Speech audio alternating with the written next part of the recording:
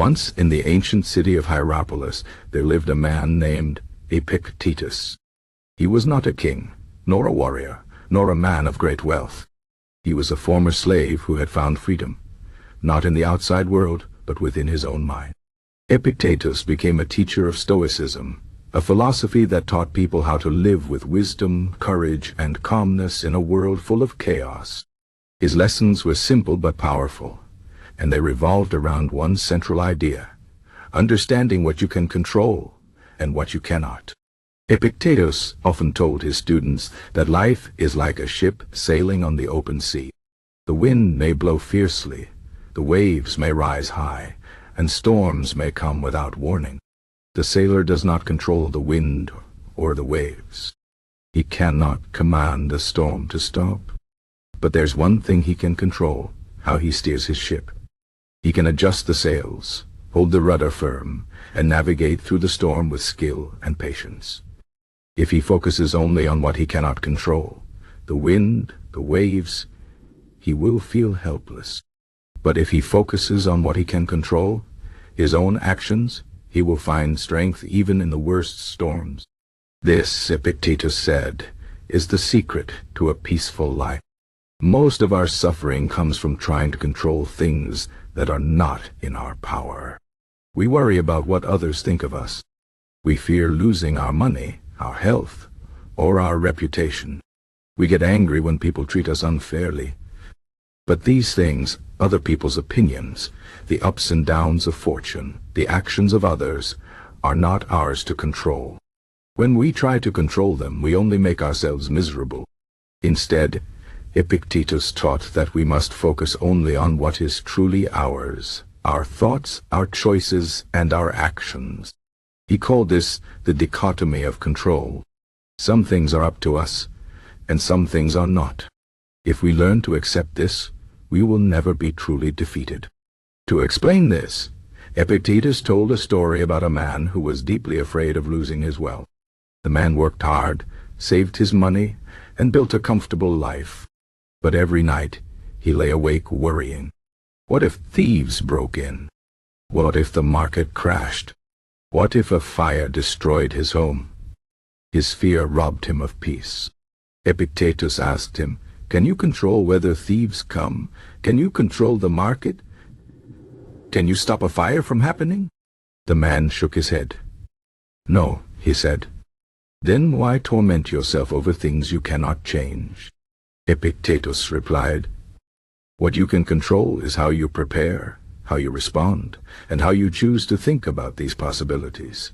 If you accept that some things are beyond your power, you will no longer be a slave to fear." The man thought deeply about this. He realized that his fear came from wanting to control the uncontrollable. So he changed his focus.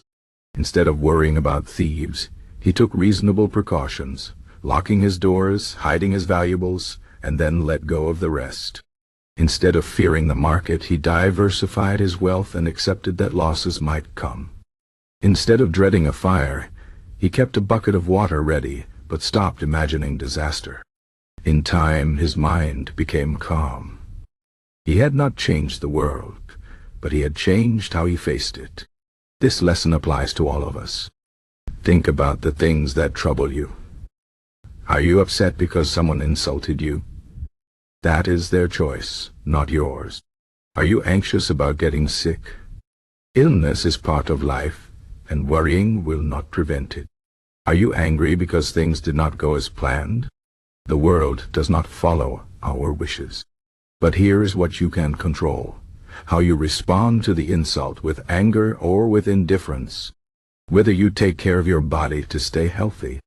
How you adapt when plans fail. These choices are yours alone. Epictetus himself faced many hardships. Born a slave, he was beaten by his master.